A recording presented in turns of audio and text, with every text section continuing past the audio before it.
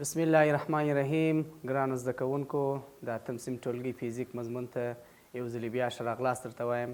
هیله لرم چې جوړ او روغ به یاست او درسونه مو تر دې مهاله ښه په خیر سره را رسولي. موږ او تاسې د برق فزیک شروع کړي وو چې زموږ او تاسې د کتاب څلورم څپرکي راځي. نو موږ او تاسې چارجونه وپېژندل، الکتروسکوپ مو وپېژندئ. اوس د دې درس په ادامه باندې موږ او تاسې راځو دا زده کوو چې کله چې یو جسم چارج سي، آیا دا جسم مثبت چارج سوی دی که منفي چارج سوی دی. د چارج نوعیت یې معلومو چې چارج مثبت دی که منفي دی. نو ګرانو زده کوونکو، زموږ او تاسې د نن ورځې عنوان چې دی د چارج نوعیت معلومول. تاسې وګورئ، موږ او تاسې چارج نوعیت د یو آلې په واسطه باندې معلومولی سو چې هغه آلې ته موږ او تاسې الکتروسکوپ وایو. که ستاسو په یاد وي، موږ تاسې په تیر درس کې وویل چې د الکتروسکوپ په واسطه باندې فقط دا معلومولی سو چې جسم چارج لري که یا. خو موږ او تاسې کولی سو چې په غیر مستقیمه توګه باندې دا معلوم کړو چې جسم مثبت چارج سوی دی که جسم منفي چارج سوی دی. یعنی دا طریقه خو موږ او تاسې په مستقیمه توګه نسو کولی، خو په غیر مستقیمه توګه موږ او تاسې دا معلومولی سو. د دې دپاره باید موږ او تاسې یو دانه الکتروسکوپ ولرو. د الکتروسکوپ څخه کله الکتروسکوپ موږ او تاسې موجود کی، نو اوس موږ او تاسې راځو د یو جسم چارج معلومو.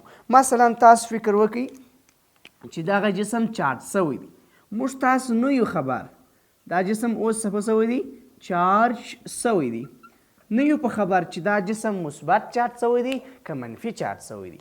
نو د دې دپاره موږ او تاسې راځو لومړی یو معلوم چارج پیدا کوو.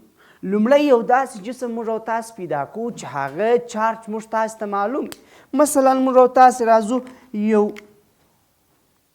یو منفي میله لرونکی جسم راوړو. تاسو پوهیږئ چې د الکتروسکوپ دغه فلزي پاڼې چې دي په عادي حالت کې یو د بل سره نږدې دي. کله چې موږ او تاسې یو منفي میله چې چارج لري دا دغه الکتروسکوپ خولۍ ته نږدې کړو، نو تاسو به ووینئ چې دغه پلې به یو له بل څخه لیرې سي. نو تاسو پوهیږئ چې دا پلې یو له بل څخه څه به کېږي، لیرې کېږي. پر دې مو بحث کړی و چې دا پلې ولې لیرې کېږي. اوس نو موږ او تاسې راځو نامعلومه چارج لرونکی جسم نږدې کوو. اوس نو تاسو ولیدل چې دا دغه پلې سره لیرې سولې. موږ او تاسو اوس دغه معلوم چارج لرونکی جسم ایسته کوو، دا نامعلوم چارج لرونکی جسم ودې ته نږدې کوو. راځو ګرانو زده کوونکو، کله چې موږ او تاسو نامعلوم چارج لرونکی جسم د فلزي د خولۍ د الکتروسکوپ خولۍ ته نږدې کړي، دلته دوه حالته رامنځته کېږي. راځئ اول حالت، که پاڼې نورې هم پرانیستل سوې نو یو رقم چارج لري. تاسې پوهیږئ چې کله موږ او تاسې دا نامعلوم چارج لرونکی جسم و الکتروسکوپ ته نږدې کړو، پخوا خو موږ او تاسې منفي چارج لرونکی جسم نږدې کړي. که چیرې دغه پاڼې تر پخوا هم یو له بل څخه لیرې سولې، تر پخوا هم یو له بل څخه لیرې سولې، داسې یو حالت یې ځان ته غوره کوي، نو موږ او تاسې وایو چې دغه نامعلوم چارج لرونکی جسم منفي چارج لري. موږ او تاسې وایو چې دغه نامعلوم چارج لرونکی جسم څه ډول چارج لري، منفي چارج لري. دا یو حالت.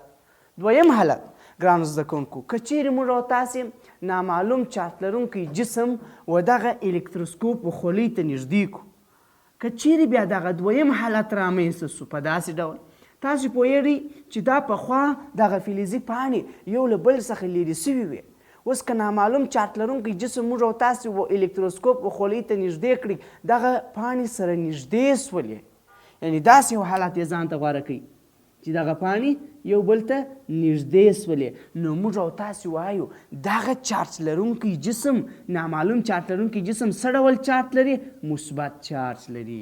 نو موږ او تاسې په یو داسې تخنیک سره کولی سو چې دا معلوم کړو چې دغه چارج سوی جسم منفي چارج لري که مثبت چارج لري. د دې دپاره باید تاسې دغه سټیپونه تاسې ځای پر ځای دغه سټیپونه تاسې باید عملي کړئ ګرانو زده کوونکو.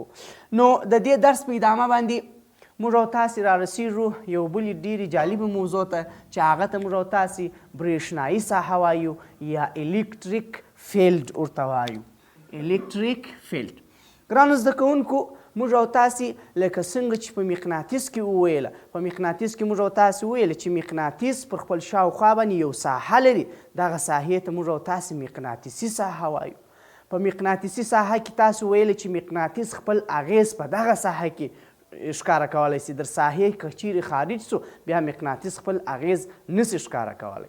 په همدې درس پیدابه باندې موږ او تاسو یو تجربه کوو.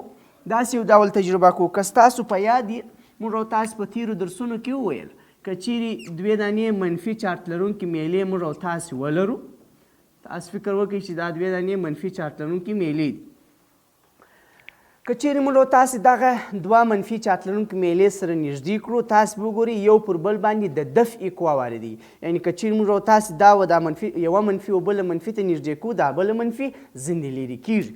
د همدې درس پیدابه باندې موږ او تاسو ویل که چیرې یو مثبته چارج لرونکې میله د بلې مثبتې چارج لرونکې میلې سره یو ځای کړو، تاسو به وګورئ کله چې موږ او تاسو دوی سره نږدې کوو یو له بل څخه څه به کېږي؟ لرې کېږي. اوس پوښتنه دا ده یا په بل اصطلاح که چیرې مثبت چارج و مثبت چارج ته نږدې کړو دوی یو بل سره دفع کوي. پوښتنه دا ده چې موږ چارجونه تر اوسه پورې نه دي سره نږدې کړي خو چارج په دې خبرېږي چې یو بل سره دفع کوي. یعنې تر اوسه د دوی په منځ کې ساحه ده خو بیا هم یو بل سره دفع کوي. آیا دا چارج سترګې لري چې وایي مثبت چارج دی دفع یې که یا منفي چارج دی ځان ته یې جذب که؟ ګرانو زده کوونکو یا دا داسې یو مثال لري لکه جولا چې پر خپل شاوخوا باندې تارونه راګرځي. همدغه رقم چارج هم ګرانو زده کوونکو پر خپل شاوخوا باندې یو ساحه لري چې دغه ساحې ته موږ او تاسو الکتریک فیلډ یا هغه ساحه چې چارج خپل تاثیر پکې شي. یعنی که چیرې موږ او تاسو دا یو مثبت چارج فرض کړو، مثبت چارج په خپل شاوخوا باندې یو ساحه لري چې د دې په دغه ساحه کې دغه چارج عمل ترسره کوي. یا په بل اصطلاح که چیرې موږ او تاسو دا یو منفي چارج فرض کړو او همدارنګه دا یو مثبت چارج فرض کړو، مثبت چارج او منفي چارج دواړه پر خپل شاوخوا باندې دغسې یو ساحه لري چې په دغه ساحه کې دی عمل کولی شي. همدارنګه ګرانو زده کوونکو که یو څوک پوښتنه وکړي چې دا خطونه بیا د څه شي دي، موږ وایو چې دغه ساحه چې د ګرانو زده کوونکو د خطونو په شکل باندې ښودل کېږي یا ساحه په خطونو باندې ښودل کېږي، نو دې ته بیا وایي د برېښنایي ساحې خطونه. اوس راځو دا وایو که چیرې موږ او تاسې منفي چارج ته یو امتحاني چارج لرونکې ذره راوړو. مثلا که چیرې موږ او تاسو دلته یو مثبته چارج لرونکې ذره و دې ته نږدې کړو، نو څه پکېږي؟ تاسې پوهیږئ چې د منفي او د مثبت ترمنځ د څه شي قوه موجوده ده؟ د جذب قوه موجوده ده. اوس ورته وګورئ د دوی په منځ کې زیات واټن دی خو بیا هم منفي چارج دا جسم ځان ته جذبوي. هغه په څه خاطر باندې؟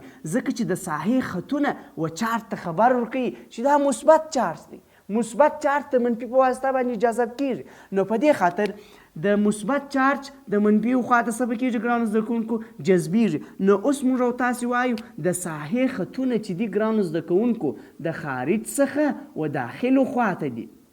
د ساحې خطونه ګرانو زده کوونکو د ساحې د خطونو جهت څه ډول دی؟ موږ او تاسو وایو چې د دې خطونو جهت د مثبت چارج لپاره د خارج څخه و داخل طرف ته دي. دا په دې معنا سره چې مثبت چارج د منفي چارج په واسطه باندې جذب کېږي. که چیرې موږ او تاسو بیا داسې یو کار وکړو و دغه مثبتې برېښنایي ساحې ته یا د مثبت چارج پر شاوخوا باندې چې کومه برېښنایي ساحه رامنځته سوې ده و دې ته موږ او تاسو یو امتحاني چارج یعنی مثبت چارج موږ او تاسو و دې ته نږدې کړو، نو تاسو پوهیږئ چې دغه مثبت چارج د مثبت چارج په واسطه باندې دفع کېږي.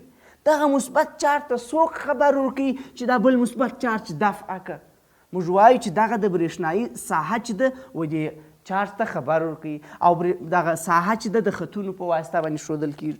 ګرانو زده کوونکو تاسې پوهیږئ چې مثبت او مثبت یو بل سره دفع کوي، نو په دې خاطر د ساحې د خطونو جهت چې دی ګرانو زده کوونکو د داخل څخه د خارج پر لوري باندې دی. ولې د داخل څخه د خارج پر لوري باندې دی؟ ځکه چې دا موږ او تاسو ته دا لوري راشي چې دغه چارج د دې بل چارج په واسطه باندې څه پکېږي؟ دفع کېږي. نو خطونه هم و خارج طرف ته دي. که چیرې ګرانو زده کوونکو موږ او تاسو فرض کړئ چې 2 دانې چارجونه ولرو، یو مثبت چارج ولرو او بل منفي چارج ولرو، تاسې پوهیږئ که د دې ساحې موږ او تاسو سره یو ځای کړو، یعنی دا 2 چارجونه موږ او تاسو سره یو ځای کړو، بیا به د ساحې خطونه څه ډول شکل ځان ته ونیسي؟ پوهیږو چې د مثبت چارج خطونه چې دي د مثبت د امتحاني ذرې دپاره د داخل څخه و کم طرف ته دي؟ و خارج طرف ته دي. همدارنګه که چیرې موږ او تاسو د یو منفي چارج خطونه وګورو هغه بیا د خارج څخه و داخل طرف ته دي.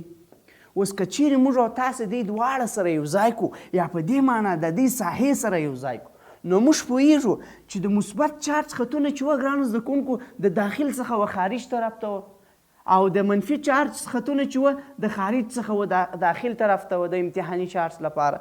نو دلته به تاسو وګورئ چې د دې د ساحې خطونه به سره مشترک سي، یعنی که چیرې موږ او تاسو دا خطونه سره یو ځای کړو تاسې پوهیږئ چې مثبت چارج د منفي چارج په واسطه باندې څه به کېږي جذبیږي.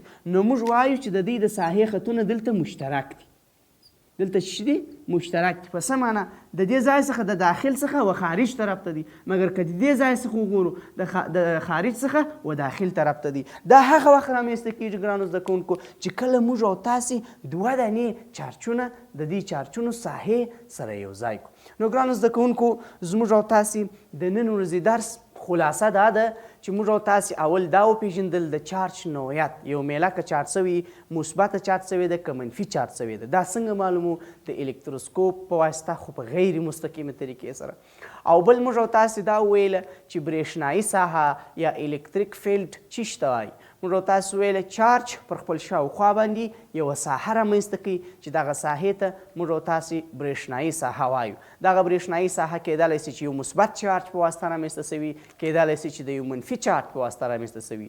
د مثبت چارج ساحه چې ده د خطونو په واسطه باندې ښودل کیږي چې دې ته بیا د برېښنایي ساحې خطونه وایي، او د منفي چارج ته هم دغسې. که چیرې موږ او تاسې مثبت چارج ته یو بل مثبت چارج راوړو نو خو د مثبت چارج په واسطه باندې دفع کیږي، نو د ساحې د خطونو جهت د داخل څخه و خارج طرف ته دي. او که چیرې منفي چارج ولرو او یو مثبت چارج ته راوړو نو مثبت چارج د منفي چارج په واسطه باندې جذبیږي، نو د ساحې خطونه د خارج څخه و داخل طرف ته دي. نو ګرانو زده کوونکو زموږ او تاسې د نن ورځې درس پر همدې ځای باندې پای ته رسیږو.